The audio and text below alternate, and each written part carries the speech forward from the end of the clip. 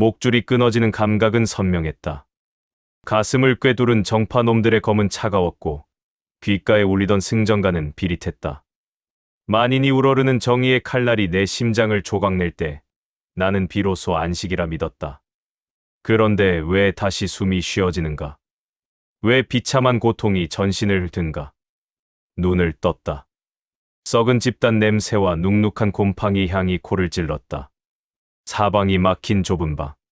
30명의 아이들이 땀과 오물 속에 엉켜 자는 무림맹 수습사동의 거처다. 40년 전 내가 마교로 도망치기 전까지 지옥이라 불렀던 그곳이다. 환생인가? 아니면 지옥의 연장인가? 이 새끼 봐라. 안 일어나? 익숙한 목소리가 고막을 날카롭게 찢었다. 조칠. 훗날 내 손에 목이 잘려 산채의 개먹이가 되었던 평범하고도 지독한 쓰레기다. 그가 가죽 채찍을 휘두르며 다가왔다. 지금의 나는 내공도 마공도 없는 고작 15의 껍데기일 뿐이다. 뼈마디는 앙상하고 팔다리는 나뭇가지처럼 가늘다. 조칠이 내 턱을 흙투성이 구둣발로 들어 올렸다.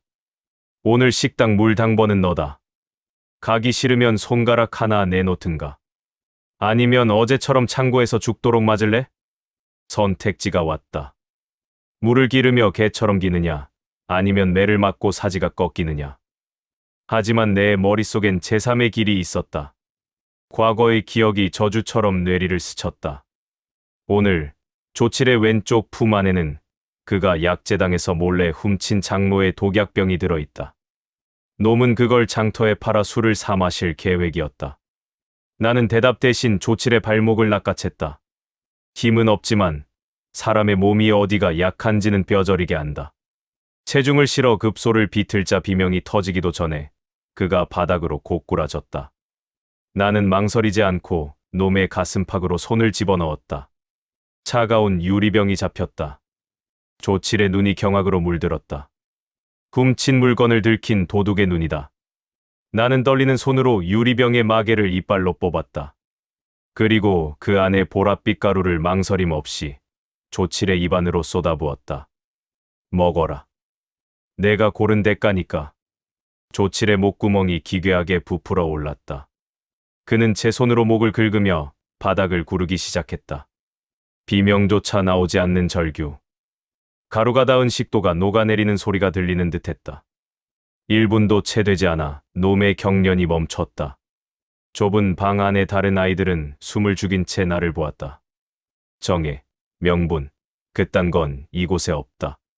그저 더 미친 놈이, 더 잔혹한 놈이 이긴 것뿐이다. 나는 조칠의 옷에 묻은 피를 무덤덤하게 닦으며 자리에서 일어났다. 손끝이 미세하게 떨렸다. 두려움 때문이 아니다. 이 약한 몸으로 다시 그 피비린내 나는 길을 시작해야 한다는 지독한 피로감 때문이다. 방문을 열고 나가자 차가운 새벽 공기가 폐부를 찔렀다. 저 멀리 무림맹의 거대한 전각들이 성인인 척 고고하게 서 있었다. 기다려라. 너희가 공들여 키운 세상이 이제 막 첫 끼니를 마친 괴물에 의해 무너지기 시작할 테니까. 조칠의 시체는 차가웠다. 불과 몇 분 전까지 사리를 내뿜던 육신이 이제는 처리해야 할 짐덩어리에 불과했다. 나는 놈의 주머니를 다시 한번 뒤졌다.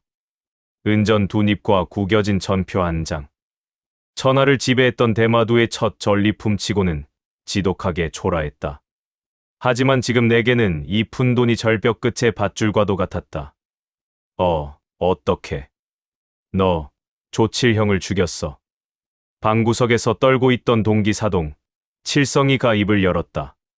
겁에 질린 눈망울. 훗날 무림맹의 이름 없는 칼바지로 죽어갈 녀석이다. 나는 조칠의 시체를 칠성이 쪽으로 발로 밀어 던졌다. 죽인 건 내가 아니라 이 약병이다. 넌 그저 놈이 훔친 약을 먹고 발작하는 걸 본 것뿐이야. 알겠나? 선택의 시간이다. 나와 공범이 되어 살아남느냐, 아니면 조칠의 뒤를 따르느냐. 칠성이는 파랗게 질린 채 고개를 격하게 끄덕였다. 공포는 가장 확실한 계약서다.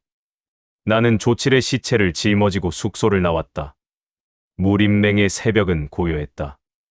만물을 비추는 일출의 빛이 내리쬐고 있었지만 거대한 담장 안쪽은 여전히 짙은 그림자가 지배하고 있었다.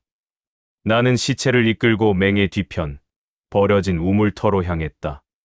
그곳은 시체를 치우기 가장 좋은 곳이 아니다. 가장 빨리 발견될 곳이다. 내 계획은 조용한 은폐가 아니다. 오히려 이 판을 흔드는 파열음이다.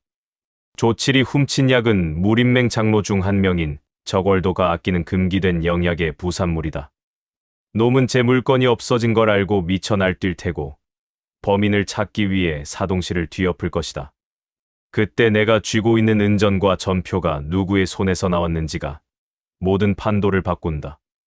우물가에 시체를 던져 넣자 둔탁한 소리가 들렸다.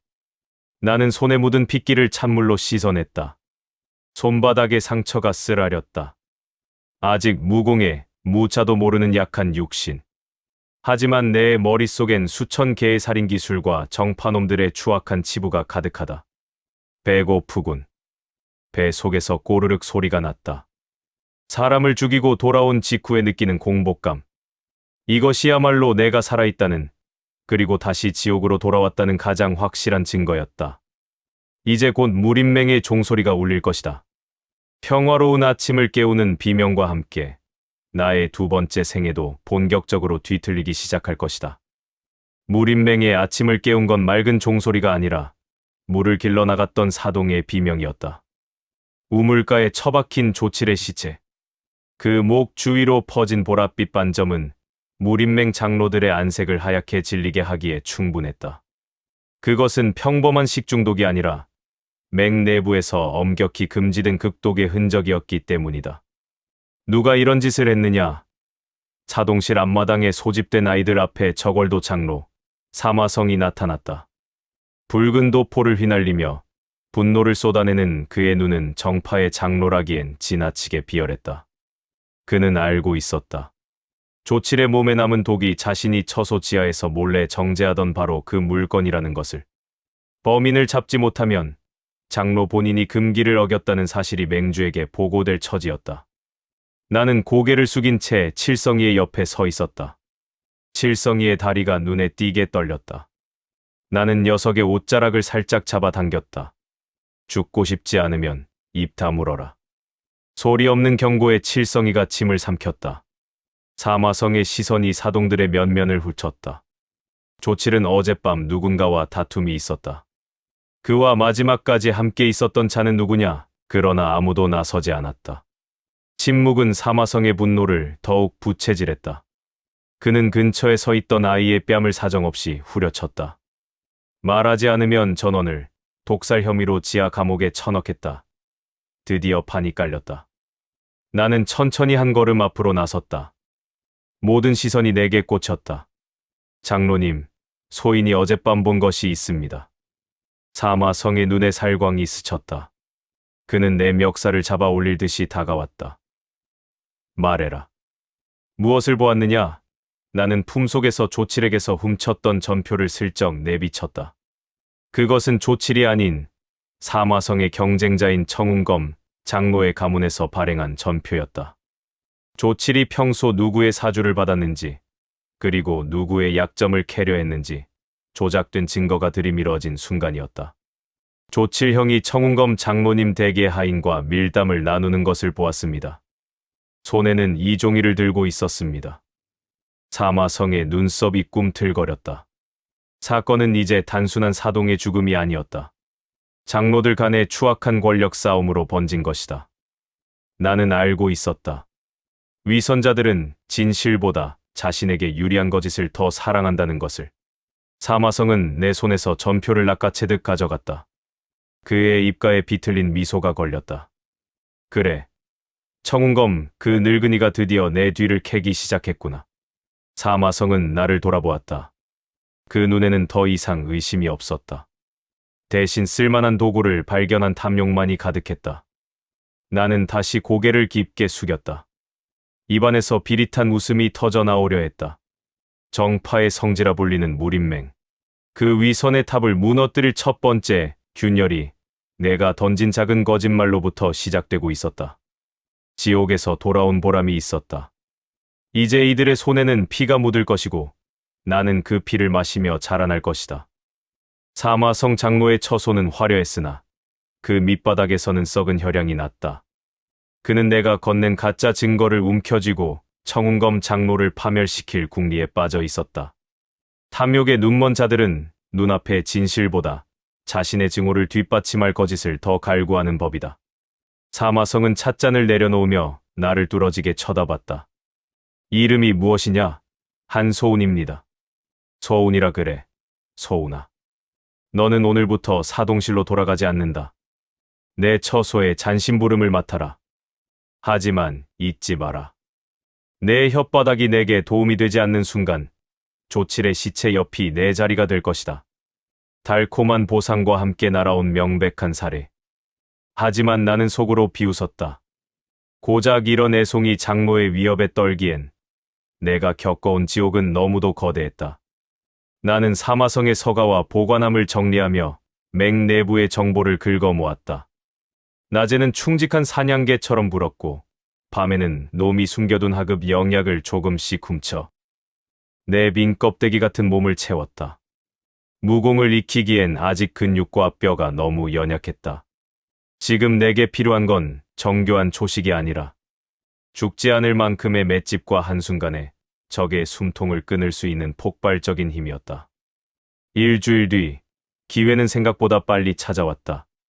사마성은 청운검 장로의 뒤를 칠 확실한 배달 사고를 기획했다. 청운검 장로가 외부 상단에서 은밀히 들여오는 금수 물품을 중간에 가로채고 그 죄를 뒤집어 씌우려는 속셈이었다. 소운아, 내가 가서 물건을 확인해라. 만약 청운검의 표식이 새겨진 상자가 있다면 그걸 통째로 불태워버리고 증거품 하나만 챙겨오너라. 위험한 임무였다. 들키면 무림맹의 법도에 따라 사지가 찢길 일이다. 하지만 나는 알고 있었다. 그 상자 안에 든 것은 단순한 장부나 비단이 아니라는 것을. 과거의 기억 속에서 청운검은 그 상자에 만년한 삶의 잎사귀를 숨겨들여왔다. 기여를 보하고 내공의 기초를 다지는데 이보다 좋은 영물은 없었다. 밤의 장막을 틈타 맹의 서쪽 창고로 향했다. 그림자 속에 몸을 숨기고 숨을 죽였다. 전생에서 익혔던 암살자의 보법을 흉내내자 소름 끼칠 정도의 고요함이 나를 감쌌다. 창고 문을 지키던 무사들이 졸음에 겨워 고개를 떨구는 찰나 나는 창문 틈으로 몸을 구겨 넣었다. 상자들을 뒤지자 익숙한 향취가 코끝을 스쳤다. 청운검의 문양이 새겨진 나무 상자. 뚜껑을 열자 차가운 기운과 함께 푸른 잎사귀들이 모습을 드러냈다. 사마성은 이걸 태우라고 했지만 나는 망설임 없이 잎사귀들을 입안으로 밀어 넣었다. 타오르는 듯한 열기가 식도를 타고 내려가 전신을 난도질하기 시작했다. 뼈가 깎이고 혈맥이 뒤틀리는 고통. 하지만 나는 소리를 죽인 채 바닥을 긁었다. 이 고통은 형벌이 아니다. 다시는 짓밟히지 않기 위해 치러야 할 정당한 대가다. 어둠 속에서 내 안구에 핏줄이 터져나갔다. 그리고 그 붉은 시야 너머로 무림맹의 담벼락 위를 달리는 정체불명의 그림자가 보였다. 누군가 보고 있다. 하지만 상관없다. 나는 이미 금기의 열매를 삼켰고 이제 누구도 나를 예전처럼 대할 수 없을 테니까. 만년한 삶의 냉기가 혈관을 타고 흐르다 이내 용암 같은 열기로 변했다. 입안은 비릿한 혈향으로 가득 찼고 전신의 뼈마디가 어긋났다 다시 맞춰지는 기괴한 소리가 들렸다. 사동에 나약한 육신이 영물의 힘을 이기지 못해 비명을 지르고 있었다. 나는 핏발 선눈으로 담벼락 위를 쏘아보았다. 그곳엔 검은 복면을 쓴 그림자가 달빛을 등진 채 나를 내려다보고 있었다. 놈의 눈빛에는 호기심과 사리가 기묘하게 섞여 있었다. 무림맹의 비밀 감찰직인 그림자 무사인가? 아니면 나처럼 빈틈을 노리는 또 다른 사냥개인가? 쥐새끼인 줄 알았더니 독사였군. 낮게 가라앉은 목소리가 창고 안을 울렸다. 놈이 가볍게 몸을 날려 내 앞에 내려앉았다. 착지 소리조차 들리지 않는 경공. 최소한 인류 이상의 고수다. 지금의 나로서는 정면 대결로 이길 확률이 전무했다. 하지만 나는 비틀거리면서도 입가에 묻은 피를 닦아내며 웃었다. 쥐든 독사든 상관없지. 내 놈이 누군가의 사냥개라면 주인에게 돌아가 전해라. 상자는 이미 비어 있다고. 놈의 시선이 바닥에 뒹구는 빈 상자로 향했다. 만년한 삶의 잎사귀가 흔적도 없이 사라진 것을 확인한 놈의 눈썹이 꿈틀거렸다. 미친 놈이구나. 그걸 생으로 삼키다니. 내 맥락은 이미 터져나가고 있다. 곧 죽을 목숨이라는 뜻이지. 놈이 허리춤에 단검을 뽑아들었다. 고통스럽게 죽느니 자신의 손에 끝내는 것이 자비라는 듯한 몸짓이었다. 나는 뒤틀리는 내장을 억누르며 전생의 마공인 혈영보의 보법을 머릿속으로 그렸다. 내공은 없지만 영물의 기운이 아직 전신을 돌고 있었다. 이 폭주하는 힘을 한순간에 쏟아부을 통로만 있다면 가능성이 있었다. 죽을지 살지는 내가 정한다. 나는 바닥을 박차고 놈의 가슴팍으로 파고들었다. 정파의 정교한 검식 따위는 버린 지 오래다. 오직 급소만을 노리는 마교의 살수술. 놈은 당황한 듯 단검을 휘둘렀지만 나는 어깨에 칼날이 박히는 것을 허용하면서도 놈의 목울대를 향해 손가락을 찔러 넣었다. 살점이 찢기고 피가 튀었다. 놈이 비틀거리며 뒤로 물러났다. 나 역시 바닥에 엎드려 검은 피를 토해냈지만 내 눈은 번뜩이고 있었다. 고통이 깊어질수록 만연한 삶의 기운이 내 혈맥에 자리를 잡기 시작한 것이다. 너 정체가 뭐냐? 복면 너머로 놈의 목소리가 떨렸다. 사동 따위에게서 나올 수 없는 살기에 압도당한 것이다. 나는 대답 대신 놈의 발치에 떨어진 단검을 집어들었다. 기억해둬라. 너를 살려보내는 건 사마성에게 내 놈의 시체를 보여주기 싫어서가 아니다. 나는 단검을 놈의 발등 옆에 꽂아버렸다. 내 주인이 누구든 다음번엔 목을 챙겨오라고 전해라. 그림자는 공포에 질린 채 창문을 뛰어넘어 사라졌다.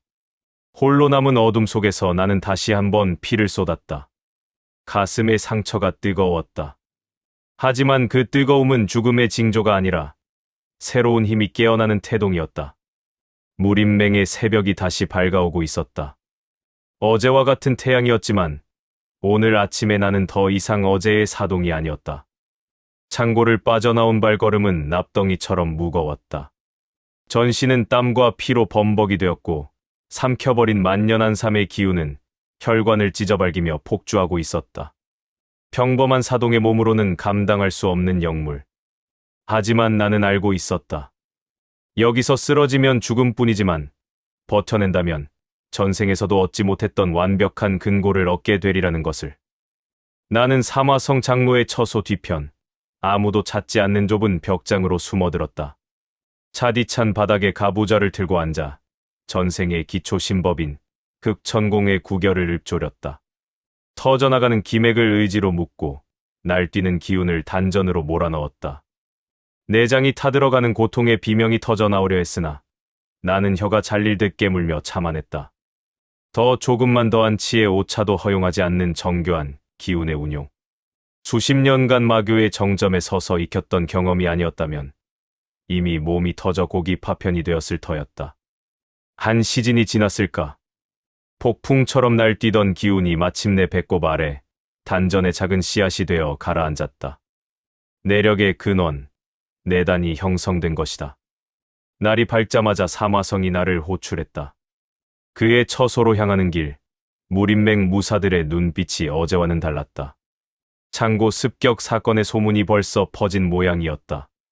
사마성은 어둡게 가라앉은 표정으로 나를 내려다보았다. 상자는 확인했느냐? 나는 품속에서 미리 준비한 빈 상자의 파편 하나를 꺼내놓았다. 장로님 말씀대로 불태웠습니다. 다만 상자 안에 든 물건은 이미 누군가 가로챈 뒤였습니다. 사마성의 눈썹이 파르르 떨렸다. 누구냐? 누가 내 앞길을 막았단 말이냐? 복면을 쓴 자였습니다.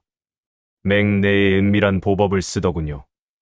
아마도 청운검 장로가 미리 손을 쓴 모양입니다. 내 거짓말에 사마성은 책상을 내려쳤다. 그는 내가 그 영물을 먹었으리라고는 꿈에도 생각하지 못했다. 고작 말단 사동이 인류 고수도 감당하기 힘든 만연한 삶을 생으로 삼키고 살아남을 리 없다고 믿기 때문이었다. 사마성은 분노에 휩싸여 청운검 장로의 처소로 향할 채비를 했다. 위선자들의 싸움에 불이 붙은 것이다. 나는 그가 나가는 뒷모습을 보며 조용히 주먹을 쥐었다. 손바닥 안에서 미약하지만 단단한 기운이 꿈틀거렸다. 사냥개는 사냥에 성공했을 때 가장 위험한 법이다. 주인이 사냥개보다 약해지는 순간 그 송곳니는 주인의 목덜미를 향하게 될 테니까. 나는 이제 막 송곳니를 갈기 시작했다. 무림맹 전체를 피로 물들일 가장 잔혹하고 날카로운 송곳니를. 무림맹의 연무장에는 서늘한 살기가 감돌았다. 사마성 장로와 청운검 장로, 정파의 기둥이라 불리는 두 노인이 마주 서 있었다. 평소라면 차를 마시며 위선을 떨었을 자들이지만 사라진 영물과 뒤조작된 증거 앞에서는 한낱 저작거리의 싸움꾼과 다를 바 없었다. 청운검, 내 놈이 감히 내 뒤를 캐고 물건을 가로채 사마성이 저걸도를 뽑아들었다. 붉은 도신이 햇빛을 받아 흉측한 광채를 내뿜었다. 청운검 역시 검을 빼들며 차갑게 응수했다. 도둑이 재발절인 법이지. 내가 금기를 어기고 영물을 밀수했다는 소문은 이미 맹주님 귀에도 들어갔을 것이다.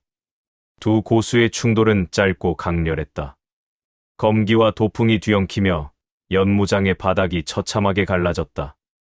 구경하던 무사들은 그 압도적인 위압감에 밀려 뒷걸음질 쳤다. 나는 그 혼란의 중심에서 가장 먼 그늘에 몸을 숨겼다. 이런 고수들의 싸움에 휘말려 죽어가는 소모품에 불과했다. 하지만 지금은 달랐다.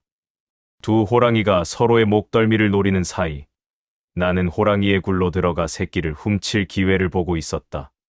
사마성의 처소는 비어 있었다. 호위 무사들마저 연무장의 소란에 정신이 팔려 있었다. 나는 소리 없이 장로의 침소 안쪽 가짜 벽장을 밀어냈다. 사마성이 비밀리에 모아둔 재물과 비급들이 모습을 드러냈다.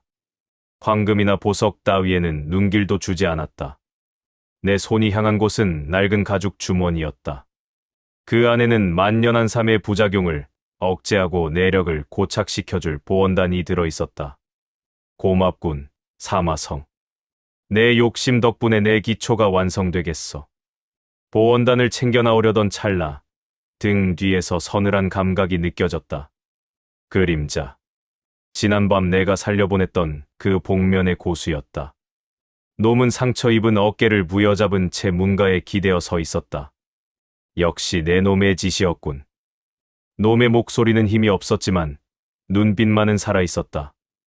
나는 단검을 고쳐쥐며 놈을 향해 천천히 다가갔다.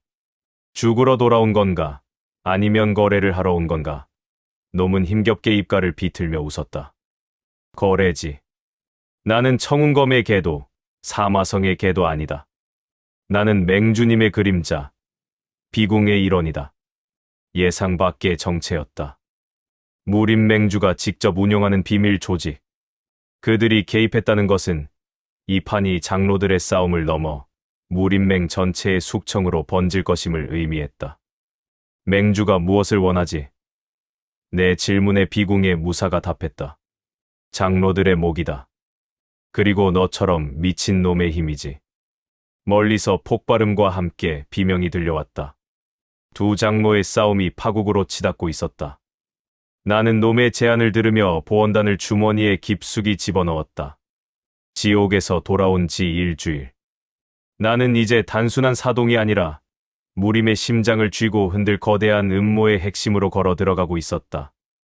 비궁의 무사 청영은 피를 토하면서도 내 눈을 피하지 않았다. 놈의 제안은 간결했다. 무림맹주가 직접 장로들의 목을 치기엔 명분이 부족하니 나 같은 내부의 쥐새끼가 판을 키워 그들을 파멸로 몰아넣으라는 것이었다. 성인 군자인 척하는 맹주조차 결국 자신의 손에 피를 묻히기 싫어하는 위선자에 불과했다. 맹주가 나를 믿는 건가? 아니면 내가 죽기를 바라는 건가? 내 물음에 청영은 비틀거리며 품속에서 작은 은폐 하나를 던졌다. 믿음 따위는 없다. 오직 결과뿐이지. 사마성과 청운검이 연무장에서 서로의 목을 치게 만들어라. 그러면 너는 사동이 아닌 비궁의 정식 살수로 거듭날 것이다. 나는 은폐를 만지작거렸다. 맹주의 직인이 찍힌 이 작은 쇠붙이는 무림맹 어디든 갈 수 있는 통행증이자 동시에 언제든 나를 죽음으로 밀어 넣을 수 있는 족쇄였다. 나는 망설이지 않고 보원단을 입에 털어 넣었다. 만년한 삶에 폭주하던 기운이 보원단의 양력과 만나 단전 깊숙이 고착되는 것이 느껴졌다. 전신에 소름이 돋으며 시야가 비정상적으로 맑아졌다. 드디어 무공의 기초, 100일 축기의 경지를 단 열흘 만에 돌파한 것이다. 연무장의 소음이 절정에 달했다. 사마성의 저걸도가 청운검의 어깨를 갈랐고 청운검의 검끝이 사마성의 옆구리를 뚫었다. 정파의 거두들이라 불리던 자들이 진흙탕 개싸움을 벌이는 꼴이라니. 나는 연무장 뒤편의 기둥에 몸을 숨긴 채 단검을 꺼내들었다. 지금 필요한 건 정교한 무공이 아니라 불붙은 화약고에 던질 마지막 불씨였다. 나는 내력을 실어 단검을 날렸다. 목표는 두 장로가 아니라 그들을 말리려 다가오던 무림맹의 집행 무사들이었다. 사마성 장로님이 명하셨다. 청운검의 일족을 멸해라. 내 목소리가 내공의 힘을 빌려 연무장 전체에 쩌렁쩌렁하게 울려 퍼졌다. 누군가 비명을 질렀고 고지어 억눌려 있던 장로들의 사가 무사들이 서로를 향해 칼을 휘두르기 시작했다. 수습할 수 없는 대혼란. 명분은 사라졌고 오직 생존을 위한 사륙만이 남았다. 사마성은 광기에 휩싸여 소리쳤다. 그래, 다 죽여라. 이 맹의 주인은 나다. 그의 외침이 끝남과 동시에 연무장의 거대한 문이 부서지며 그 길을 입은 무사들이 쏟아져 들어왔다. 비궁.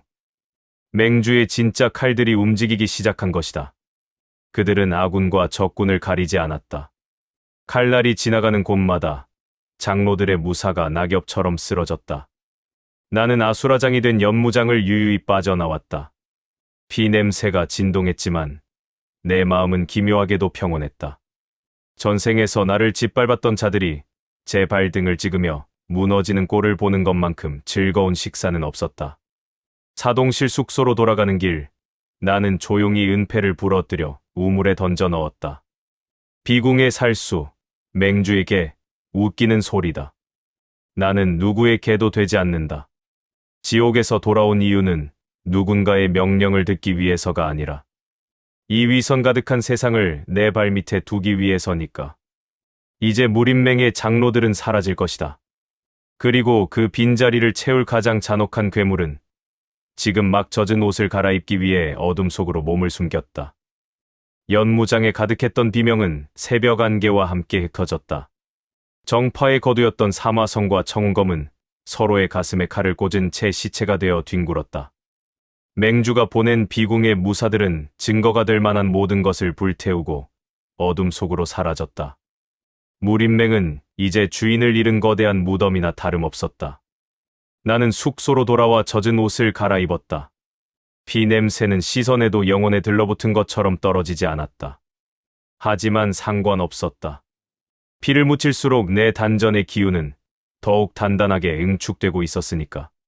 사동실의 아이들은 겁에 질려 구석에 몰려 있었다.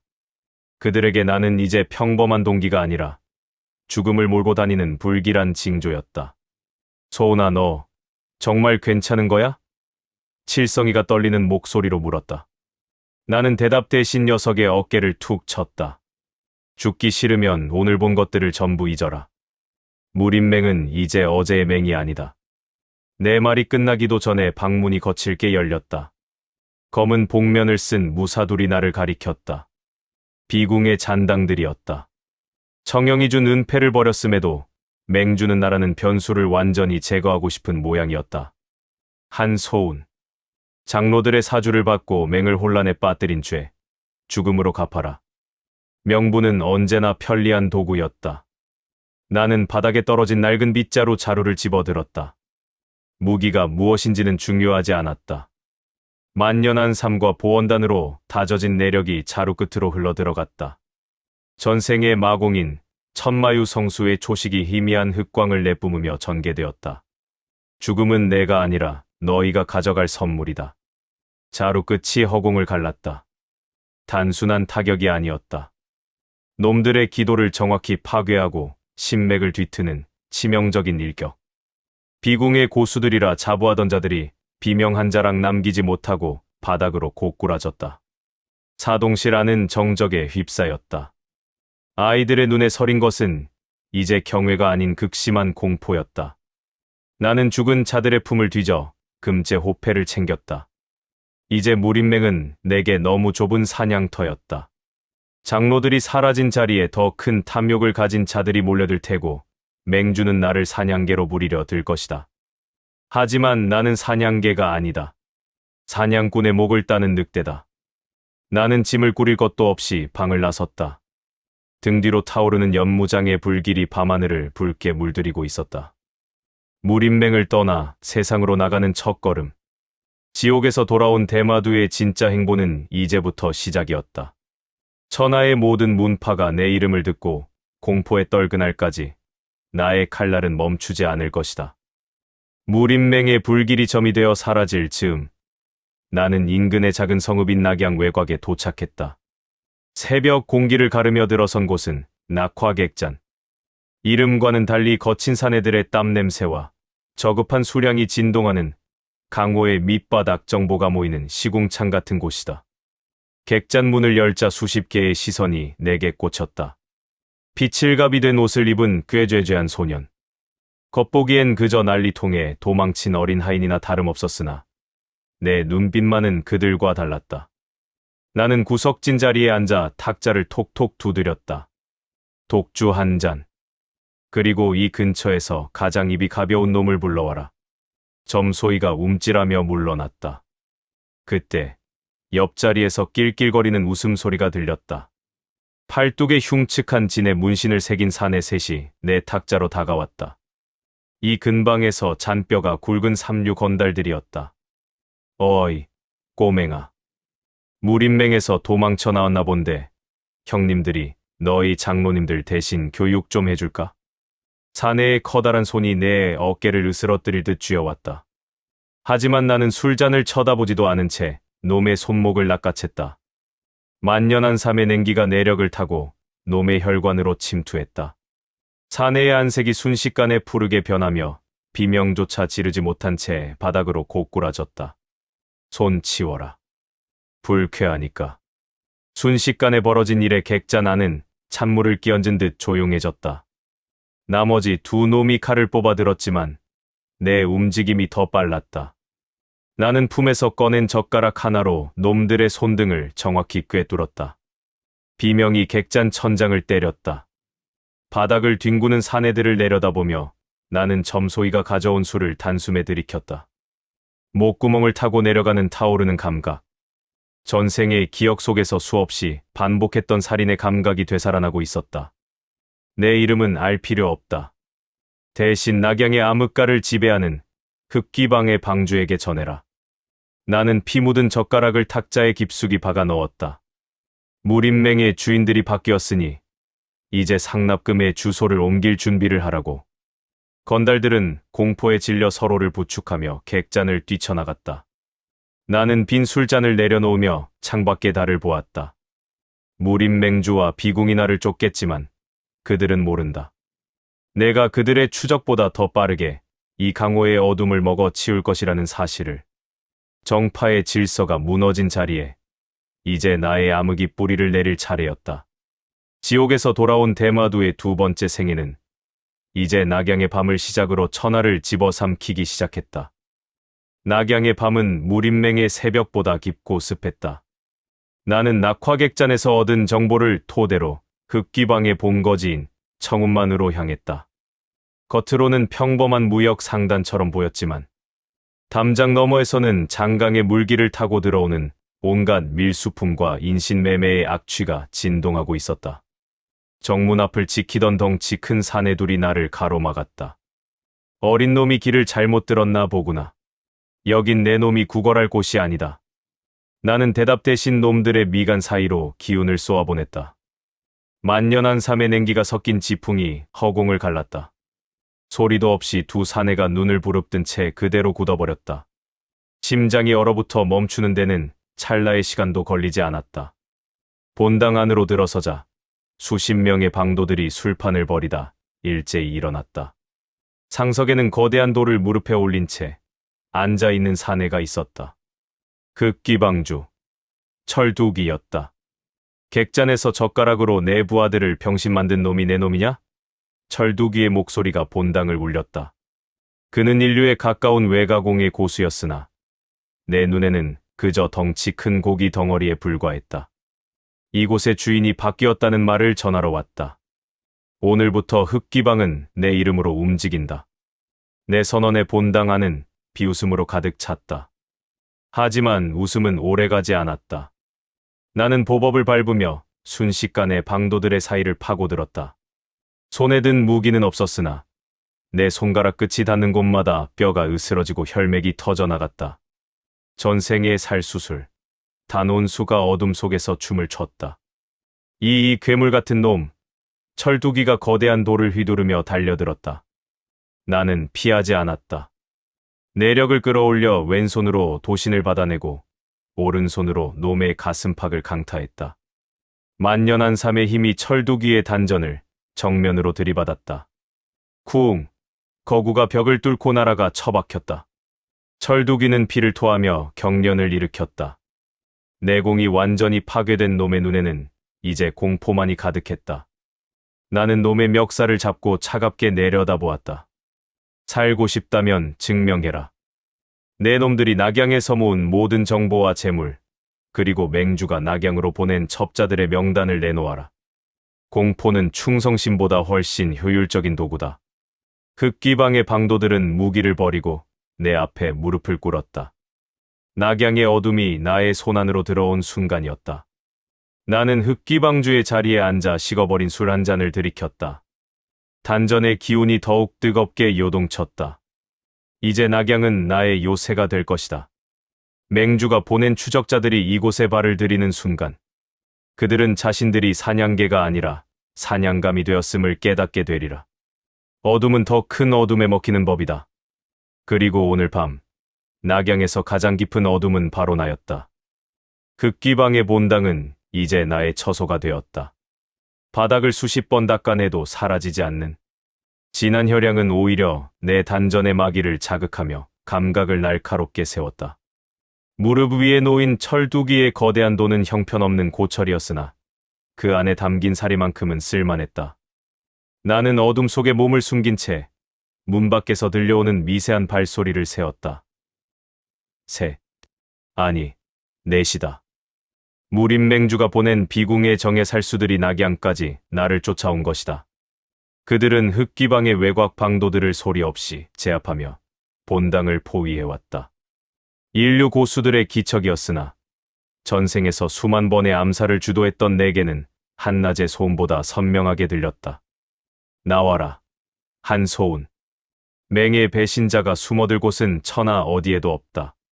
복면을 쓴 사내가 본당 안으로 뛰어들며 소리쳤다. 나는 대답 대신 어둠 속에서 신형을 날렸다. 만연한 삶의 냉기가 실린 보법, 결영보가 바닥을 훑쳤다. 놈들이 검을 뽑기도 전에 내 손가락이 가장 앞선 사내의 목젖을 정확히 파고들었다. 컥, 비명조차 허락하지 않는 죽음. 남은 3명의 살수가 당황하며 급히 진영을 짰다. 하지만 나는 놈들의 검세가 완성되기 전 철두기의 돌을 휘둘러 본당의 거대한 기둥을 내리쳤다. 우지끈 소리와 함께 천장의 대들보가 내려앉으며 자욱한 먼지가 시야를 가렸다. 어디냐? 어디로 숨었느냐? 공포에 질린 외침이 먼지 속을 갈랐다. 나는 유령처럼 나타나 놈들의 등 뒤를 밟았다. 무기 대신 맨손을 사용했다. 단전에 응축된 내력을 손끝에 집중시켜 놈들의 척추를 하나씩 부러뜨렸다. 단일합. 강호에서 명성을 떨치던 비궁의 고수들이 낙양의 어두운 본당 바닥에서 벌레처럼 짓눌려 죽어갔다. 마지막 남은 사내의 복면을 벗기자 낯익은 얼굴이 드러났다. 무림맹에서 사마성의 측근으로 활동하던 집행무사였다. 그는 부들부들 떨며 내 발치를 붙잡았다. 살려다오. 맹주님이 직접 시킨 일이다. 나는 그저 명령을 따랐을 뿐이다. 나는 놈의 턱을 구두발로 거칠게 짓눌렀다. 맹주에게 전해라. 낙양에 보낸 사냥개들은 모두 내가 먹어치웠다고. 그리고 조만간 그 목줄을 쥔 손까지 뜯어내러 가겠다고 말이다. 나는 놈의 단전을 파괴해 폐인으로 만든 뒤 본당 밖으로 던져버렸다. 무림맹주는 이제 알게 될 것이다. 내가 더 이상 통제할 수 있는 어린 사동이 아니라는 것을. 낙양의 암흑가는 이제 나의 요새이며 이곳을 지나가는 모든 정보와 재물은 나의 내공을 키우는 걸음이 될 것이다. 나는 다시 자리에 앉아 식어버린 차를 마셨다. 손등에 묻은 피가 차갑게 굳어갔다. 이제 곧 낙양 전역에 소문이 퍼질 것이다. 흙기방이 무너졌고 그 자리에 전설 속의 마두보다 잔혹한 소년이 군림하기 시작했다는 괴담이 말이다. 공포는 가장 확실한 권력이다. 그리고 나는 그 권력을 즐기기로 했다. 낙양의 밤은 아직 길었고 내 칼끝에 묻을 피는 아직 충분하지 않았다. 이제 나를 쫓던 자들이 사냥감이 되어 숨을 곳을 찾게 될 시간이었다. 비궁의 살수들이 뿌린 피가 흙기방의 본당 바닥에 검게 눌어붙었다. 사방에 흩어진 시체에서 풍기는 비릿한 철분 냄새가 코를 찔렀지만 나는 오히려 그 냄새를 깊게 들이마셨다. 죽음의 냄새는 나에게 안식이자 다시는 밟히지 않겠다는 맹세였다. 시체를 치우게 한 뒤 살아남은 방도들을 한자리에 모았다. 놈들의 눈에는 형언할 수 없는 공포와 기묘한 경외가 뒤섞여 있었다. 어제까지만 해도 시장통에서 상인들의 푼돈이나 뜯으며 거드름을 피우던 삼류 건달들이었다. 하지만 이제 그들은 천하를 뒤흔들 마두 한소운의 첫 번째 수하가 되었다는 사실을 본능적으로 깨닫고 있었다. 낙양의 모든 전표와 장부를 가져와라. 단 한 푼의 오차도 허용하지 않겠다. 그리고 지금 이 시간부로 흙기방이라는 저급한 이름은 버린다. 나의 차가운 선언의 철두기의 측근이었던 사내가 바닥에 머리를 조아리며 떨리는 목소리로 물었다. 그럼 위대하신 주인님, 저희를 앞으로 무엇이라 불러야 하옵니까? 나는 창밖으로 보이는 낙양의 밤거리를 무심하게 내려다보았다. 화려한 등불 아래 가려진 어두운 골목들이 마치 나의 미래처럼 짙게 깔려 있었다. 흑영전. 빛이 닿지 않는 곳에서 세상을 움직이는 거대한 그림자가 될 것이다. 나는 놈들에게 낙양의 모든 상권을 장악하고 재편할 것을 명했다. 무림맹으로 향하는 보급로 하나하나를 내 손바닥 위에 올려두어야 했다. 전생의 기억은 나의 가장 강력한 무기다. 무림맹주는 조만간 서쪽에 사천당가와 손을 잡고 세력을 확장하려 할 것이다.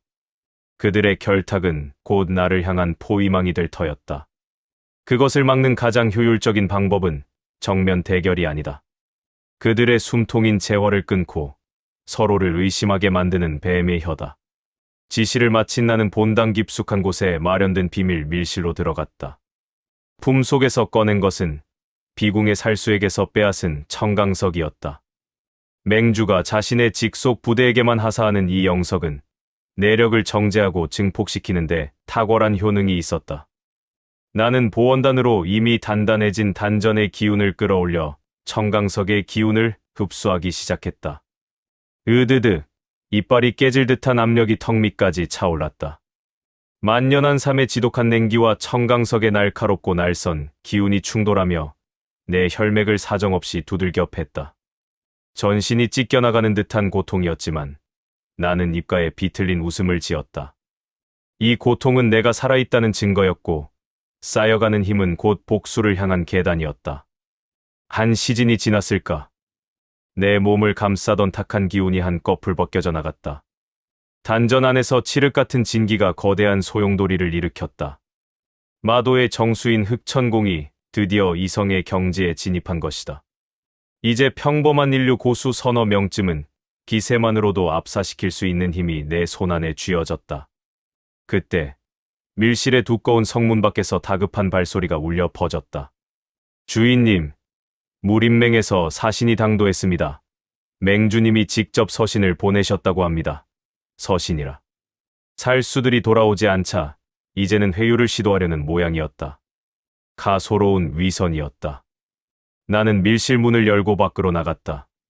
사신은 장례를 압도하려는 듯 오만한 표정으로 서 있었으나 내 눈과 마주치는 순간 놈의 무릎은 마치 실이 끊어진 인형처럼 보기 좋게 꺾였다. 내 눈에 서린 흑천공의 기세에 압도당한 것이다. 나는 놈이 내민 서신을 읽지도 않고 그 자리에서 불태워버렸다. 타오르는 불꽃이 사신의 공포에 질린 얼굴을 비추었다. 맹주에게 전해라. 낙양의 주인은 바뀌었고 이제 내가 그놈의 목줄을 쥘 차례라고. 조만간 낙양의 밤이 무림맹까지 닿을 것이다.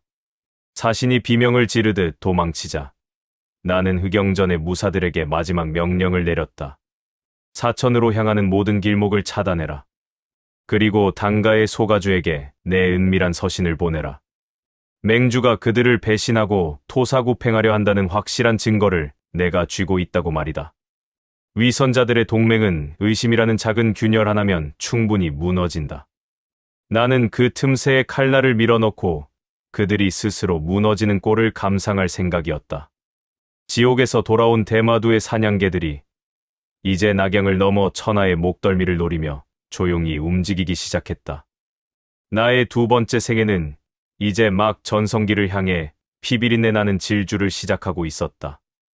사천으로 향하는 길목은 험준하기로 악명이 높았으나 흑영전의 정보망은 그 험로보다 더 촘촘하고 은밀하게 뻗어나갔다.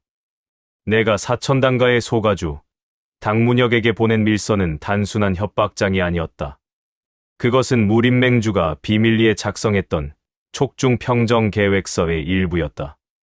물론 그 서류의 절반은 전생의 기억을 토대로 내가 직접 조작한 교묘한 위조품이었으나 당가처럼 의심이 병적인 수준인 집단에게는 그 정도의 불씨로도 충분했다. 그들은 진실보다 자신들이 믿고 싶은 최악의 시나리오에 더 민감하게 반응하는 법이다. 사흘 뒤 낙양 외곽의 울창한 대나무 숲에서 접선이 이루어졌다. 대나무 잎들이 거센 바람에 부딪히며 서늘하고 날카로운 소리를 냈다. 마치 수천 자루의 암기가 허공을 가르는 듯한 정적 속의 소란이었다. 숲에 짙은 그림자 속에서 녹색 장포를 입은 사내들이 유령처럼 하나둘 나타났다. 그중 가장 앞선 자리에서 오만한 기색을 숨기지 못한 채 서 있는 사내가 바로 사천당가의 차기 주인 당문혁이었다. 내 놈이 낙양을 피로 물들였다는 그 애송이냐? 무림맹의 사동 출신이라더니 겁도 없이 당가의 가주를 불러내다니. 당문혁의 목소리에는 불쾌함과 경계심이 동시에 서려 있었다. 그의 손가락 끝은 미세하게 떨리고 있었다. 소매 안에 숨겨진 무수히 많은 독침과 암기들이 언제든 내 목을 노릴 준비를 하고 있다는 증거였다. 나는 뒷짐을 진 채 천천히 그에게 다가갔다. 사방에서 당가의 고수들이 숨을 죽이며 살기를 뿜어냈으나 내 단전의 흑천공은 오히려 그 살기를 먹이 삼아 더욱 고요하고 깊게 소용돌이쳤다. 애송이라, 전생에 내 아비가 내 발밑에서 목숨을 구걸하며 살려달라 빌 때도 딱 그런 말투였지. 오만함은 유전인 모양이군. 내 나직한 읊조림에 당문혁의 눈이 경악으로 물들었다. 물론 그는 내 말의 의미를 온전히 이해하지 못했다. 하지만 내 몸에서 뿜어져 나오는 인간의 것이라 볼 수 없는 지독하고도 서늘한 마기에 그는 본능적인 압도감을 느꼈다. 그것은 단순히 무공의 높고 낮음을 떠나 생사의 경계를 수없이 넘나든 자만이 가질 수 있는 절대적인 위압감이었다. 내 놈이 보낸 계획서 그것이 정말 진짜라면 맹주는 당가를 배신하고 촉중을 통째로 집어삼키려 한다는 뜻인가? 나는 비웃음을 흘리며 품에서 맹주의 직인이 선명하게 찍힌 금제 호패를 놈의 발치로 던졌다. 직접 확인해라. 맹주가 낙양의 사동 하나를 제거하기 위해 비궁의 정예를 사천 근방까지 파견했다는 사실을. 그들이 정말 나만을 노리고 이곳까지 왔을 것 같나? 아니면 너희 당가의 뒤를 칠 준비를 하며 지형을 숙달하고 있던 것이었을까? 위선자들의 동맹은 신뢰가 아니라 철저한 이익 위에 서 있다. 그 이익에 금이 가는 순간 동맹은 세상에서 가장 치명적인 독이 되어 돌아오지. 당문혁은 호패를 쥐고 부들부들 떨었다. 그의 머릿속에서는 이미 수만 가지 계산이 오가고 있었다. 맹주를 믿기엔 증거가 너무나 구체적이었고 나를 믿기엔 내 정체가 너무나 불분명했다. 하지만 당가에게 확률 낮은 진실보다 무서운 것은 확률 높은 배신이었다. 원하는 게 뭐냐? 왜 우리에게 이런 정보를 주는 거지? 내 놈 역시 맹주와 다를 바 없는 사냥개일 수도 있지 않나? 나는 놈의 귓가에 다가가 마치 악마의 속삭임처럼 나직하게 읊조렸다. 내 목표는 무림 맹주의 목이다. 당가는 그저 맹주가 보내는 보급로를 차단하고 그들이 고립되었을 때 등을 돌려 침묵하기만 하면 된다. 나머지는 내가 처리하지. 너희는 그저 앉아서 맹주의 파멸을 구경하고 그가 남긴 유산을 챙기면 된다. 나쁘지 않은 거래 아닌가? 당문혁은 마른 침을 삼켰다. 만연한 삶의 냉기가 숲을 잠식해 들어가는 가운데 그는 자신의 떨리는 손을 감추려 주먹을 꽉 쥐었다. 무림의 거대한 두 물줄기가 충돌하기 직전 소년의 모습을 한 괴물이 그 흐름을 완전히 뒤바꾸고 있었다. 좋다. 당가는 이번 일에서 일단 손을 떼겠다. 하지만 맹주가 본격적으로 움직이기 시작하면 내 놈이 가장 먼저 앞장서서 증명해야 할 것이다. 당문혁과 그의 무사들이 숲속으로 사라진 뒤 대나무 숲은 다시 죽음 같은 고요함에 잠겼다. 나는 손바닥을 천천히 펴보았다. 흑천공의 진기가 검은 실처럼 손가락 사이를 휘감으며 기괴한 빛을 내뿜고 있었다. 사천당가는 이제 맹주의 가장 위험한 적이 되었다. 맹주는 자신의 가장 강력한 우군을 잃었음을 꿈에도 모른 채 낙양이라는 거대한 무덤으로 자신의 목을 들이밀게 될 것이다. 기다려라, 맹주. 내가 공들여 세운 정의의 성전이 내가 가장 믿었던 자들의 배신 속에서 어떻게 처참하게 무너지는지 똑똑히 보여주마. 지옥에서 돌아온 대마두의 덫은 이제 천하의 절반을 덮었다. 사냥감은 이미 덫의 한가운데로 걸어 들어왔고 이제 나는 그가 발버둥 치는 것을 느긋하게 지켜보며 숨통을 끊을 시기만을 저울질하면 되었다. 낙양의 밤은 이제 단순한 어둠이 아니었다. 그것은 무림 전체를 집어삼킬 거대한 아가리였고 나는 그 아가리의 주인이었다. 피로 얼룩진 복수의 서막이 이제 사천의 바람을 타고 무림맹의 심장부를 향해 불어닥치고 있었다. 대나무 숲의 서늘한 기운을 뒤로하고 낙양으로 돌아오는 길, 밤 공기는 평소보다 더욱 무겁게 가라앉아 있었다. 낙양성 입구에 들어서자마자 흑영전의 수하들이 그림자처럼 다가와 무릎을 꿇었다. 그들의 눈에는 감출 수 없는 긴장감과 초조함이 역력했다. 내가 사천으로 자리를 비운 사이 무림맹주가 드디어 참아왔던 발톱을 드러낸 것이다. 주인님, 낙양 전역에 맹주의 금살령이 선포되었습니다. 정파의 하부 조직들이 흑영전의 상점들을 습격하고 있으며 비궁의 살수들이 성 안팎의 퇴로를 완전히 차단했습니다. 나는 수하의 보고를 들으며 차갑게 웃었다. 맹주는 여전히 나를 제거해야 할 골칫덩이 정도로 여기고 있었다. 그가 보낸 금살령은 사실상 낙양을 피로 씻겠다는 선전포고나 다름없었다. 하지만 그는 한 가지를 간과하고 있었다. 흑영전은 단순히 내가 만든 조직이 아니라 전생의 마교가 가졌던 잔혹한 효율성을 이식한 괴물이라는 사실을. 모든 방도를 철수시켜라. 정파 놈들이 휘두르는 칼날에 맞서지 말고 그들을 어둠 속으로 끌어들여라. 낙양의 골목골목이 그들의 무덤이 될 것이다. 나는 본당으로 돌아와 가부좌를 들고 앉았다. 단전 내부에 쌓인 흑천공의 진기는 이제 통제할 수 없을 정도로 거대해져 있었다. 만연한 삶의 냉기와 보원단의 양력이 완전히 융합되어 내 몸은 평범한 인간의 육신을 넘어선 마신의 기초를 갖추기 시작했다. 나는 떨리는 손을 펴서 흑천공의 극이 중 하나인 인법을 전개했다. 파지직 손바닥 사이에서 검은 뇌전과 같은 진기가 기괴한 소리를 내며 튀어올랐다. 전생에서 천하를 벌벌 떨게 했던 절악, 9,000마리의 파편이었다. 비록 지금은 그 위력의 100분의 1도 나오지 않지만 낙양의 발을 들인 애송이 정파 무사들을 도살하기에는 차고 넘쳤다. 그때 본당의 지붕이 굉음과 함께 무너지며 4명의 노인이 내려앉았다. 무림맹의 집행위원들이자 강호에서 낙양사검이라 불리는 인류 고수들이었다.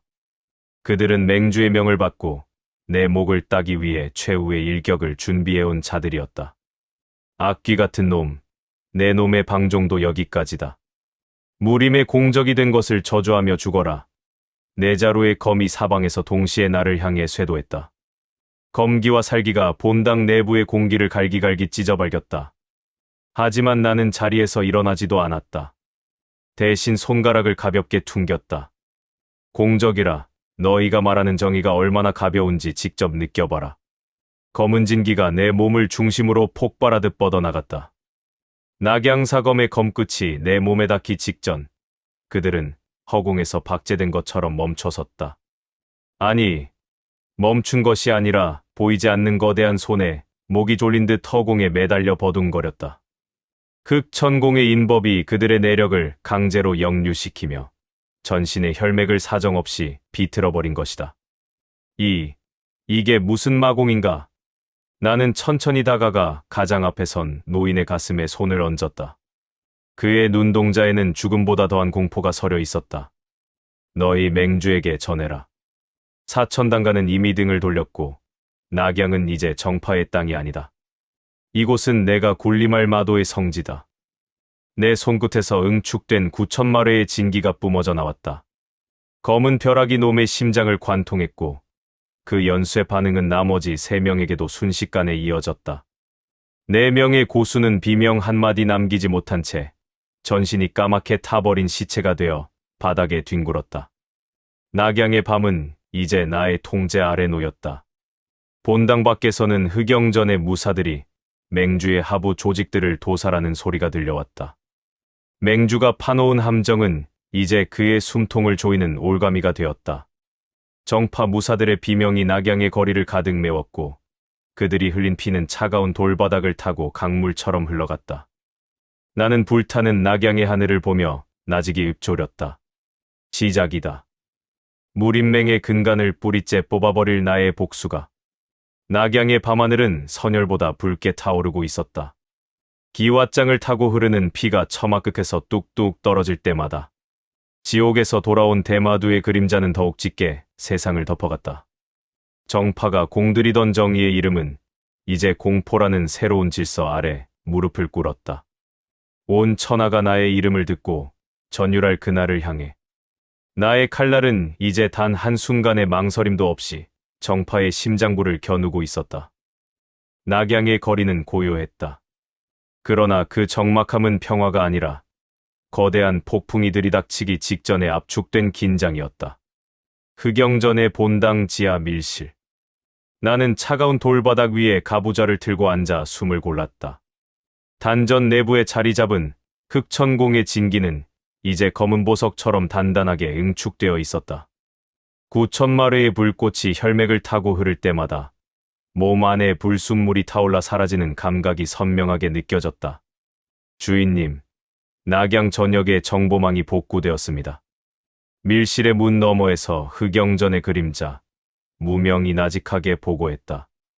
그는 과거 낙양사검의 추격을 피해 내가 직접 거두어들인 자 중 하나였다. 그는 이제 단순한 부하가 아닌 나의 뜻을 세상에 투영하는 날카로운 칼날이 되어 있었다. 무림맹은 현재 당가의 움직임을 주시하느라 낙양으로의 대규모 파병을 주저하고 있습니다. 하지만 비궁의 살수들이 개인 단위로 잠입해 흑영전의 간부들을 노리고 있습니다. 나는 천천히 눈을 떴다. 어둠 속에서 내 안광이 흑색으로 번뜩였다. 맹주는 여전히 정파의 명분이라는 굴레에 스스로를 가두고 있었다. 대외적으로는 정의의 집행을 외치지만 뒤로는 살수들을 보내 내 목을 노리는 이중석. 그 가식이야말로 내가 전생에서 가장 혐오했던 것이자 이번 생에서 그를 무너뜨릴 가장 큰 약점이었다. 당가에게는 예정대로 정보를 흘려라. 맹주가 당가를 견제하기 위해 남궁세가와 비밀리에 접촉했다는 소문을 말이다. 그 소문에 약간의 살을 붙여서 남궁세가가 사천의 보급로를 끊으려 한다는 증거를 위조해라. 위선자들 사이의 신뢰는 살얼음 판과 같다. 나는 그 위태로운 판 위에 거대한 바위를 던질 준비를 마쳤다. 그리고 낙양의 모든 하오문을 소집해라. 그들이 쥐고 있는 모든 추문과 약점을 긁어모아 무림맹의 이름으로 저작거리에 뿌려라. 맹주가 정의를 부르짖을 때 백성들의 입에서는 조소가 터져 나오게 만들 것이다. 명분이 무너진 정파는 고립된 성이나 다름없으니까 공포로 지배하는 것은 쉽다. 하지만 증오로 무너뜨리는 것은 더욱 확실하고 잔혹하다. 나는 무림맹이 수백 년간 쌓아온 고결한 명성을 낙양의 진흙탕 속에 처박을 생각이었다. 보고를 마친 무명이 그림자처럼 사라지자 나는 다시 깊은 명상에 잠겼다. 몸 안의 진기가 소용돌이치며 새로운 경지를 향해 나아가고 있었다. 흑천공 삼성. 전생의 나라면 수년이 걸렸을 경지였으나 만년한 삶과 보원단, 그리고 영석의 힘을 빌린 지금의 나는 그 벽을 부수기 일보 직전이었다. 전신의 모공에서 검은 기운이 뿜어져 나와 밀실 전체를 뒤덮었다. 혈맥이 터져나갈 듯한 고통이 몰려왔지만 나는 입가에 비틀린 미소를 지었다. 고통은 곧 힘이었고 그 힘은 곧 복수의 완성으로 이어질 터였다. 그때 본당 외부에서 거대한 폭발음이 들려왔다. 낙양의 고요를 깨뜨리는 파열음. 드디어 맹주가 보낸 진짜 사냥개가 도착한 모양이었다. 비궁의 잔당들이나 낙양사검 따위와는 비교도 안 되는 거물. 내 예민한 감각은 본당 정문에 서 있는 사내에 서늘한 검기를 단번에 읽어냈다. 한소운, 무림의 법도를 어지럽힌 마두는 나와서 죄값을 치러라. 천둥처럼 울려 퍼지는 목소리. 무림맹의 집행대주, 청운검의 제자이자 차세대 정파이대들 보라 불리는 진운이었다. 전생의 기억 속에서 그는 고결한 척하며 수많은 마교도를 도살했던 자다. 나는 자리에서 천천히 일어났다. 전신의 관절이 기괴한 소리를 내며 제자리를 찾아 맞춰졌다. 흑천공의 진기가 내 몸을 검은 갑옷처럼 촘촘하게 감싸 안았다. 복수의 길 위에 서 있는 내게 정파의 천재라는 이름표는 그저 찢어 발겨야 할 종이 조각에 불과했다. 정의를 찾는다면 지옥으로 가라. 그곳에 내 스승이 이미 자리를 잡고 기다리고 있을 테니. 나는 본당의 문을 박차고 나갔다. 낙양의 밤하늘은 다시 한번 핏빛으로 물들 준비를 마쳤고 나의 두 번째 복수극은 이제 그 절정을 향해 치닫고 있었다. 진운의 검끝이 떨리는 것을 보며 나는 비소를 흘렸다. 사냥의 시간이 다시 돌아왔다. 본당의 정문을 박차고 나선 나의 시야에 정갈한 청색 도포를 입은 사내가 들어왔다. 무림맹의 차세대 기둥이라 불리는 진운. 그의 주위로 갈무리 되지 못한 서늘한 검기가 낙엽을 잘게 찢어발기며 소용돌이치고 있었다. 그는 나를 발견하자마자 검자루를 으스러질 듯 꽉 쥐며 형형한 살기를 뿜어냈다. 내 놈이 바로 사동 출신의 마두, 한소운이냐. 낙양을 피로 물들이고 장로들을 살해한 죄, 오늘 이 청운검의 제자가 직접 심판하겠다. 진운의 외침은 당당하고 서슬퍼랬으나 내 귀에는 그저 죽음을 앞둔 짐승이 내뱉는 마지막 단명으로밖에 들리지 않았다. 나는 대답 대신 천천히 손을 들어 올렸다. 손가락 끝에서 검은 진기가 실타래처럼 기괴하게 엉키며 공간을 긁어내리는 듯한 소름 끼치는 소리를 내기 시작했다. 심판이라. 위선자들이 입에 달고 사는 그 단어가 참으로 가증스럽구나. 내 스승이 지하에서 내 자리를 비워두고 목을 빼어 기다리고 있다는 사실을 아직 모르는 모양이지. 나의 무심한 도발에 진운의 안색이 폭발하듯 붉게 달아올랐다. 그는 망설임 없이 검을 뽑아들었다. 청운검법의 정수가 담긴 일격. 검신에서 뿜어져 나온 푸른 검강이 밤 공기를 날카롭게 가르며 내 목을 겨냥해 쇄도했다. 확실히 이전에 상대했던 낙양사검 따위와는 그 궤와 속도부터가 다른 정파의 천재다운 위력이었다. 하지만 나는 피하지 않았다. 흑천공 삼성의 경지에 도달한 나의 내력은 이미 육신의 한계를 아득히 넘어서 있었다. 나는 9,000마리의 진기를 전신에 둘러 정면으로 맞섰다. 치직, 파지직, 푸른 검강이 내 몸을 감싼 검은 뇌전의 막에 부딪히며 허무하게 조각나 흩어졌다. 진운의 눈이 경악으로 인해 찢어질 듯 크게 떠졌다. 자신의 전력을 다한 일격이 고작 15 소년의 기열. 방어막조차 뚫지 못했다는 사실을 그의 오만한 머리로는 도저히 받아들일 수 없는 모양이었다. 이게 끝이냐? 천재라는 수식어가 아까울 정도로 조잡하군. 나는 보법을 밟았다. 흑영전의 그림자들이 보던 환영과는 차원이 다른 공간과 공간을 중첩시키는 듯한 마교의 절대보법. 순식간에 진운의 가슴팍까지 파고든 나는 그의 단전에 손바닥을 부드럽게 밀착시켰다. 흑천공 극의 만마분심. 내 손바닥에서 뿜어져 나온 검은 기운이 진운의 몸속으로 파고들었다. 그것은 단순한 물리적 타격이 아니었다. 상대의 깨끗한 기혈을 더러운 마기로 순식간에 오염시켜 그가 평생 쌓아온 스스로의 내공이 자신의 몸을 파괴하게 만드는 잔혹한 기술이었다. 진우는 비명조차 지르지 못한 채 바닥을 구르며 자신의 가슴팍을 미친 듯이 쥐어뜯었다. 내 내공이 기맥이 타들어간다. 제발 멈춰줘. 정파에 대들보라 칭송받던 사내의 기품은 온데간데 없었다. 바닥을 기며 추하게 살려달라 애원하는 인간의 본 모습만이 남았을 뿐이다. 나는 그의 검을 발로 차 멀리 치워버린 뒤 차가운 얼음과도 같은 눈으로 그를 내려다보았다. 이것이 너희가 그토록 부르짖던 정의의 끝이다. 맹주에게 전해라. 다음에 보낼 사냥개는 좀 더 튼튼하고 질긴 놈으로 고르라고. 이왕이면 그의 목을 직접 가져와도 좋고. 나는 진운을 죽이지 않았다. 무림맹의 자존심이라 불리던 천재가 폐인이 되어 돌아갔을 때 그것을 지켜보는 맹주가 느끼게 될 굴욕과 무력감이 죽음보다 더 큰 고통이 될 것임을 알기 때문이었다. 본당 주변을 포위하고 있던 무림맹의 무사들은 진운의 참혹한 패배를 목격하자마자 전의를 상실한 채 뿔뿔이 흩어졌다. 공포는 전염병처럼 낙양의 밤을 순식간에 뒤덮었다. 나는 다시 본당 안으로 천천히 걸음을 옮겼다. 극천공의 기운이 몸 안에서 더욱 거세게 소용돌이치며 다음 경지를 갈구하고 있었다. 낙양을 손에 넣은 것만으로는 부족하다. 이제는 맹주의 숨통을 완전히 끊어놓기 위한 마지막 준비를 서둘러야 했다. 무명, 준비해라. 이제 우리가 직접 무림맹의 심장부로 들어갈 차례다. 어둠 속에서 무명이 조용히 나타나 깊게 고개를 숙였다. 칠흑 같은 어둠이 깔린 낙양의 밤은 정파의 몰락과 마도의 부활을 장엄하게 선포하고 있었다. 사방에서 타오르는 횃불조차 삼켜버릴 듯한 마기가 본당 전체를 휘감았고 나는 그 한가운데서 중원 전체를 태워버릴 복수의 불길을 예감했다. 웅크리고 있던 그림자들이 일제히 몸을 일으키자 비로소 천하를 뒤엎을 진정한 행보였다. 진운이 폐인이 되어 실려 나간 후 낙양의 공기는 한층 더 비릿한 긴장감으로 채워졌다.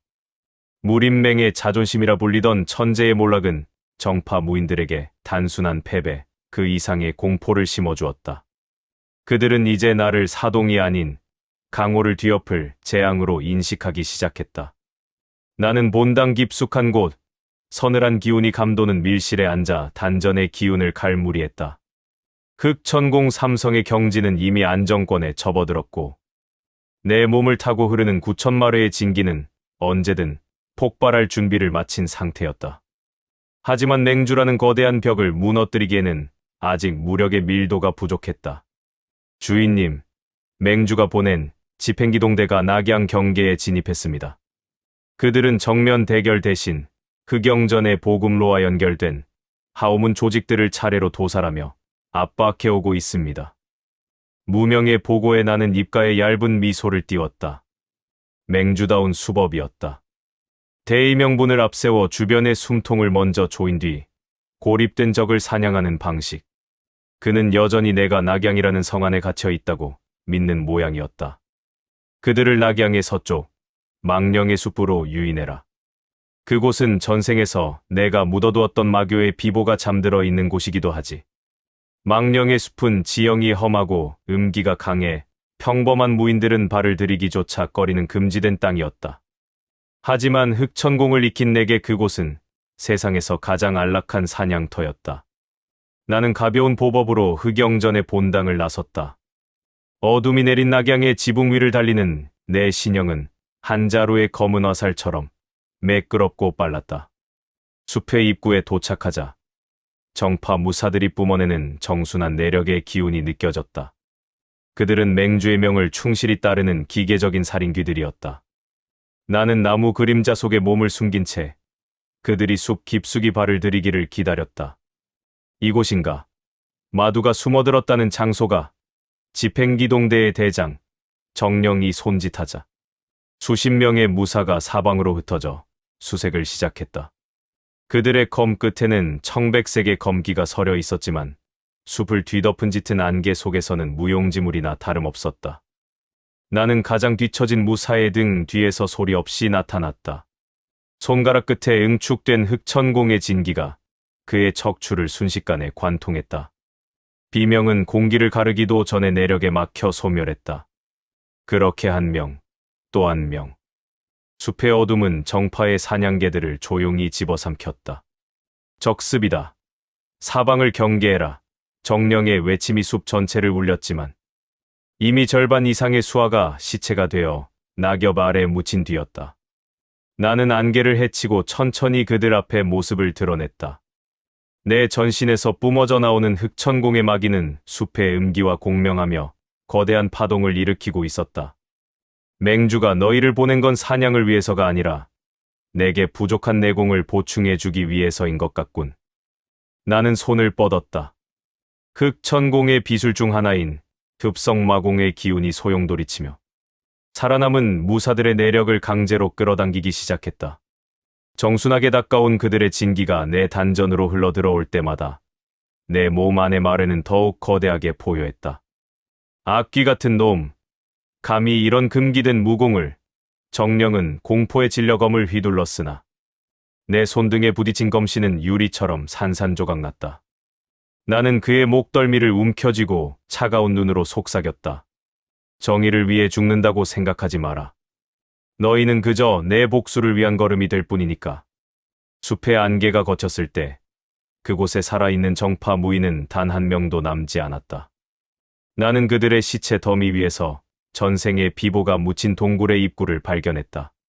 단전의 기운은 이제 사성을 향해 폭발적으로 팽창하고 있었다. 낙양을 넘어 중원 전체가 내 발밑에서 전율할 시간은 이제 그리 머지않았다. 집행기동대의 시체들이 뿜어내는 비릿한 혈향이 망령의 숲의 음습한 지기와 섞여 기괴한 안개를 형성했다. 나는 그들의 내력을 급성마공으로 남김없이 빨아들인 뒤 비틀거리는 육신을 이끌고 숲의 가장 깊은 곳, 극례곡이라 불리는 절벽 아래로 향했다. 그곳은 전생에 내가 최후의 순간을 대비해 마교의 비전 영물과 비급을 숨겨두었던 비밀의 장소였다. 발을 내디딜 때마다 마른 나뭇가지가 비명을 지르며 부서졌고 안개 속에서 들려오는 짐승들의 울음소리는 마치 내 부활을 축복하는 악마들의 찬송가처럼 들렸다. 동굴 입구는 빽빽한 가시덩굴과 고대 주술로 철저히 봉인되어 있었다. 나는 단전에 모인 흑천공의 진기를 손가락 끝에 모아 봉인의 핵심을 정확히 찔렀다. 파지직, 푸른 불꽃이 튀며 봉인이 풀리자 수십 년간 갇혀있던 서늘한 마귀가 폭풍처럼 쏟아져 나와 내 전신을 휘감았다. 보통의 무인이라면 이 기운에 노출되는 것만으로도 신맥이 얼어붙어 즉사했겠지만 나는 오히려 그 차가운 감각의 안도감을 느끼며 동굴 안으로 발을 들였다. 동굴 내부에는 전생에 내가 새겨둔 수천 개의 마교 문양들이 벽면을 가득 채우고 있었고 그것들은 내 기운에 반응하듯 은은한 흑광을 내뿜었다. 동굴 중앙에는 검은색 수정으로 만들어진 함이 놓여 있었다. 함 안에는 전생에 내가 그토록 아꼈던 영물, 명계의 눈물이 영롱한 흑광을 내뿜으며 떠 있었다. 이 영물은 복용하는 자의 내력을 마도의 근원에 가장 가깝게 변환시켜주는 마교의 지보였다.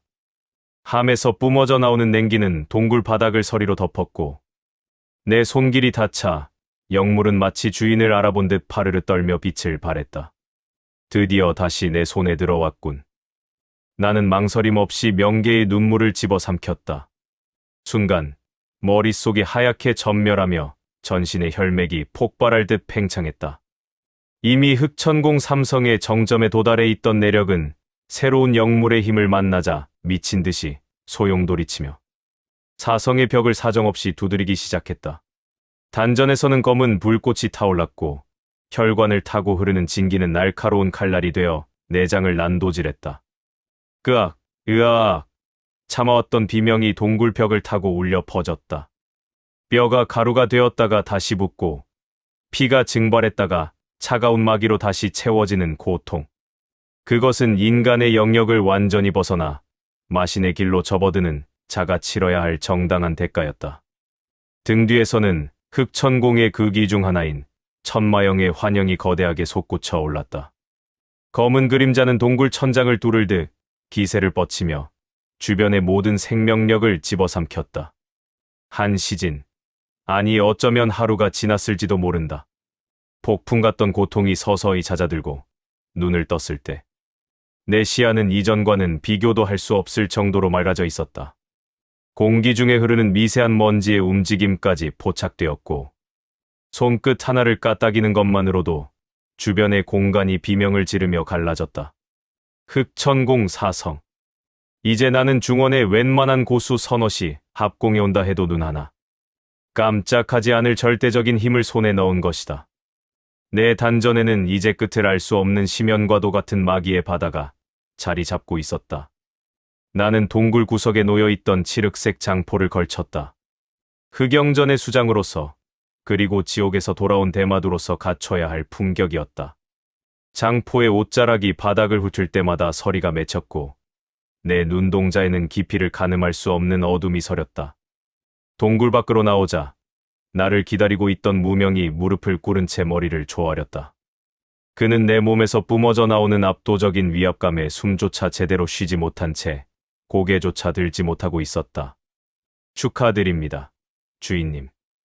이제 낙양을 넘어 하남성 전체가 주인님의 발밑에 놓였습니다. 주인님의 기세가 이미 인간의 한계를 넘어선 것 같습니다. 나는 낙양성이 보이는 방향을 지시하며 차갑게 읊조렸다. 낙양은 시작일 뿐이다. 무림맹주가 아끼는 모든 것들을 하나씩 무너뜨리고 그가 쌓아올린 정이라는 가식이 얼마나 나약한지 만천하에 증명해 보이겠다. 가자, 무명. 이제는 우리가 직접 사냥을 나설 차례다. 세상은 이제껏 본 적 없는 가장 깊은 어둠을 보게 될 것이다. 나의 발걸음이 숲을 벗어날 때마다 주변의 나무들이 내 기세에 눌려 검게 타들어가며 길을 열었다. 흑천공 사성의 힘을 얻은 한 소운의 그림자는 이제 중원 전체를 집어삼킬 준비를 마쳤다. 복수의 서막은 끝났다.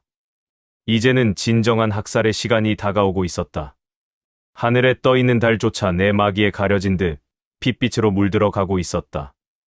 망령의 숲을 빠져나온 나의 발걸음은 이전과는 비교할 수 없을 정도로 가벼웠으나 그 끝에는 가늠할 수 없는 무게의 사리가 서려 있었다. 흑천공 사성. 내 전신을 휘감은 마기는 이제 감추려 해도 대기를 찢고 흘러나올 정도로 강성해져 있었다. 낙양성으로 향하는 길목, 무림맹의 표식이 선명한 경계 초소들이 내 시야에 들어왔다. 밤 공기는 차가웠지만 내 단전에서 뿜어져 나오는 열기는 주변의 서리를 녹이며 기이한 수증기를 만들어냈다.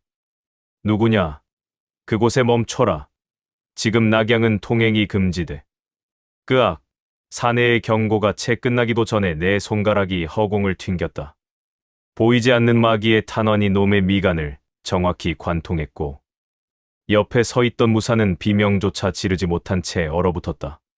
흑천공의 진기가 초소 전체를 뒤덮자 단단한 참나무로 된 구조물들이 기괴한 소리를 내며 뒤틀리기 시작했다. 그것은 단순한 파괴가 아니라 공간 자체가 내 의지에 눌려 굴복하는 과정이었다. 누구냐고 물었나? 너희가 그토록 기다리던 재앙이다. 나는 초소의 잔해를 짓밟으며 낙양성 안으로 발을 들였다. 성 안은 흑영전의 수하들과 무림맹의 집행 무사들이 뒤엉켜 아수라장이 되어 있었다. 도검이 부딪히는 소리와 고함이 밤의 정적을 깨우고 있었지만 내가 나타난 순간 그 모든 소음은 마치 물을 끼얹은 듯 단숨에 사그라들었다. 압도적인 상위 포식자의 등장에 모든 생명체가 본능적인 공포를 느낀 것이다. 시간조차 내 주변에서 멈춘 듯한 착각이 들 정도로 무거운 정적이 흘렀다. 주인님, 주인님이 돌아오셨다. 흑영전 무사들의 광기 어린 환호성이 터져나왔다. 그들은 내 뒤에 서린 칠흑 같은 그림자를 보며 승리를 확신했다. 반면 무림맹의 무사들은 뒷걸음질을 치며 검을 든 손을 파르르 떨었다. 그들 중 가장 앞서 있던 중년의 고수, 무림맹의 하남 지부장인 조휘가 이를 악물며 소리쳤다. 내 놈이 한소운이냐? 이곳을 마교의 소굴로 만들려는 속셈이냐? 정파의 이름으로 내 놈의 목을 치겠다. 나는 그를 향해 천천히 다가갔다. 한 걸음 뗄 때마다 바닥에 견고한 청석들이 가루가 되어 사방으로 흩날렸다. 내 눈동자에는 깊이를 알 수 없는 심연의 어둠이 번뜩이고 있었다. 마교의 소굴. 아니, 이곳은 그저 너희의 무덤일 뿐이다. 정이라는 가면 뒤에 숨어 사동들을 소모품처럼 부리고 사리욕을 채우던 너희가 죽기에 딱 좋은 장소지. 내가 든 그 검이 과연 내 마기를 한 찰나라도 버텨낼 수 있을까? 조위가 검을 휘두르며 달려들었다. 그의 검끝에는 정순한 정파의 기운인 청양검기가 서려 있었으나 내게는 멈춰있는 그림자와 다를 바 없었다. 나는 피하지 않고 손을 뻗어 그의 검신을 그대로 움켜쥐었다. 날카로운 검날이 내 손바닥을 파고들어야 했지만 강철보다 단단하게 응축된 마기는 오히려 검을 밀어냈다. 강철로 된 보검이 종이장처럼 구겨지며 비명을 질렀다. 사내의 눈에 믿기지 않는다는 경악과 절망이 서리는 찰나 내 손바닥에 응축된 뇌전의 기운이 그의 가슴을 강타했다. 그것은 전생에 내가 정파의 수많은 문파를 멸문시킬 때 썼던 바로 그 무공이었다. 9천마의 폭, 검은 번개가 조위의 전신을 휘감으며 내장을 태워버렸다. 그는 비명 한마디 남기지 못한 채 숫덩이가 되어 바닥으로 굴러 떨어졌다. 남아있던 정파 무사들은 이제 싸울 생각조차 하지 못하고 무기를 버린 채 비명을 지르며 달아나기 시작했다. 그들의 눈에 빛이 나는 소년이 아니라 지옥에서 기어 올라온 마신 그 자체였다. 도망치지 마라. 사냥은 이제 시작일 뿐이니까. 나는 손을 뻗어 허공을 움켜쥐었다. 흑천공의 인법이 작용하며 사방으로 흩어지던 무사들이 자석에 끌리듯 내 앞으로 처참하게 끌려왔다. 바닥을 긁는 손톱 소리와 애원하는 목소리가 낙양의 밤거리를 가득 채웠다. 공포에 질린 그들의 눈동자가 달빛 아래 번들거리며 목숨을 구걸했다. 맹주에게 전해라. 내 목줄을 쥐고 싶다면 그가 직접 와야 할 것이라고. 그 전까지는 이 낙양의 모든 정파 놈들이 내 성장을 위한 비료가 될 것이다. 나는 끌려온 자들을 가차없이 내동댕이 쳤다. 낙양의 거리는 이제 흑영전의 검은 깃발 아래 놓였다. 전생의 마교가 가졌던 파괴적인 잔혹함과 회귀하며 얻은 치밀한 증오가 합쳐진 나의 군단은 이제 중원의 심장부로 향할 준비를 마쳤다. 밤하늘을 가로지르는 검은 연기와 핏빛 달이 무림맹의 처참한 몰락을 예고하고 있었다. 복수의 시간은 이제 그 누구도 멈출 수 폭주를 시작했다.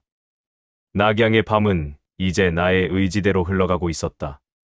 흑영전의 수하들은 거미줄처럼 촘촘하게 뻗은 정보망을 통해 사천으로 향하는 무림맹의 모든 보급로를 완벽히 차단했다. 하지만 나의 목표는 단순한 물류의 차단이 아니었다. 위선자들의 동맹은 결코 신의로 묶여 있지 않다. 그들은 오직 이익으로 묶여 있기에 그 이익의 틈바구니에 의심이라는 치명적인 독을 타는 것은 식은 죽 먹기보다 쉬운 일이었다. 나는 사천당가의 소가주 당위에게 밀서를 보냈다. 그것은 정중한 제안이 아니라 오만하기 짝이 없는 통보였다. 맹주는 이미 당가를 토사구팽할 준비를 마쳤다. 너희가 대등한 동맹이라 믿었던 것은 너희만의 착각일 뿐. 낙양에서 발견된 비밀 장부 속의 당가는 그저 맹주의 사냥개에 불과하더군. 멸문당하고 싶지 않다면 내 발밑으로 기어와라. 이것이 너희에게 주는 마지막 자비다. 물론 그것은 전생의 기억을 토대로 조작된 정보였지만 천하의 사천당가를 향해 사냥개니 기어오라니 하는 모욕적인 언사를 서슴지 않은 것은 철저히 계산된 도발이었다. 당가는 자존심이 곧 목숨인 집단이다. 그들은 내 정보를 확인하기도 전에 이토록 무례한 서신을 보낸 정체불명의 애송이를 찢어 죽이기 위해 낙양으로 정의의 무사들을 급파했다. 나의 의도는 명확했다. 분노에 눈이 멀어 달려온 독사들의 송곳니를 뽑아버리고 그 절망적인 무력 차이를 각인시켜 영원히 거역할 수 없는 공포를 심어주는 것. 주인님, 당가의 정예 무사들이 객잔 낙화에 당도했습니다. 소가주 당위가 직접 나섰으며 그의 살기가 낙양의 밤 공기를 얼어붙게 하고 있습니다. 놈들은 주인님의 사지를 찢어 사천의 거름으로 쓰겠다고 호언장담하고 있습니다. 무명의 보고에 나는 입가에 비틀린 웃음을 지었다. 사냥감이 제 발로 덫이 깔린 굴 속으로 기어들어온 것이다. 나는 칠흑색 장포를 휘날리며 객잔으로 향했다. 객잔 안에는 당가 특유의 비릿하고도 달콤한 향취가 진동하고 있었고 분노로 눈이 뒤집힌 당가의 무사들은 주변의 모든 생명을 위협하는 서늘한 기운을 내뿜으며 칼날을 갈고 있었다. 내 놈이 한소운이냐? 감히 우리 당가를 상대로 그런 저질스러운 이간질을 하고 모욕적인 서신을 보내다니. 내 놈의 가죽을 벗겨 당가의 독항아리에 쳐넣어주마. 소가주 당위가 자리에서 일어나며 포효했다. 그의 손끝은 이미 푸르스름한 도끼에 절어 있었고 소매 안에서는 당가 특유의 치명적인 암기인 만천하오의 기운이 꿈틀거리고 있었다. 그는 나를 대화의 상대가 아닌 당장의 처단 대상으로 여기고 있었다. 나는 그를 향해 오만하게 마치 하찮은 벌레를 보듯 천천히 걸어갔다. 한 걸음 뗄 때마다 흑천공 사성의 묵직한 마기가 객잔 전체를 짓눌렀다. 천장의 석가래가 비명을 지르며 뒤틀리기 시작했다. 누구의 밑에도 서지 않는다고 호언장담하더니 고작 서신 한 장에 이성을 잃고 달려온 것이냐? 너희의 그 얄팍한 자존심이 얼마나 무력한지 똑똑히 가르쳐주마. 지금 이 자리에서 너희의 생사여탈권은 저 멀리 있는 맹주가 아니라 바로 내 앞에 있다. 나는 동맹을 구걸하러 온 것이 아니다. 너희를 내 사냥개로 길들이러 온 것이다. 건방진 놈, 그 오만한 주둥이를 찢어주마. 죽어라. 당위가 손을 휘두르자 수십 개의 독침이 은하수처럼 쏟아져 나와 공간을 가득 메웠다. 분노가 실린 공격은 평소보다 매서웠으나 나는 눈 하나 깜짝하지 않았다. 내가 손바닥을 가볍게 펼치자 흑천공의 진기가 거대한 블랙홀처럼 소용돌이를 일으키며 공간 자체를 왜곡시켰다. 마공인가? 말도 안 돼. 어떻게 당가의 독침이 공중에서 멈출 수 있지? 당위의 눈이 경악과 불신으로 물들었다. 나는 허공에 멈춰 선 독침들을 손가락 하나로 가볍게 튕겨냈다. 독침들은 발사될 때보다 2배는 빠른 속도로 되돌아가 당가 무사들의 발치와 어깨를 스치며 바닥을 깊숙이 꿰뚫었다. 그것은 명백한 죽음의 경고이자 압도적인 위계의 차이를 보여주는 선언이었다. 당가라는 이름이 무색하군. 고작 이 정도의 조잡한 도구로 나를 상대하려 했느냐? 진정한 독이 무엇인지, 마도의 근원이 무엇인지 똑똑히 보여주마. 복종하지 않는 사냥개는 필요 없다. 나는 단전의 마기를 한 개까지 응축해 시커먼 안개를 뿜어냈다. 그것은 흑천공 사성의 극의 중 하나이자 생명체를 부식시키는 만마동무였다. 안개가 닿는 곳마다 튼튼한 목재 탁자와 의자들이 검게 타들어가며 부식되었고 당가의 무사들은 자신들이 평생을 바쳐 연구한 해독제조차 전혀 듣지 않는 강력한 마기에 질식해 바닥을 굴렀다. 객잔 안은 순식간에 아비규환의 지옥도로 변했다. 끄악! 이게 무슨 기운이냐? 폐가 타들어간다. 숨이 쉬어지지 않아. 나는 당위의 목덜미를 움켜쥐고 그를 공중으로 들어 올렸다.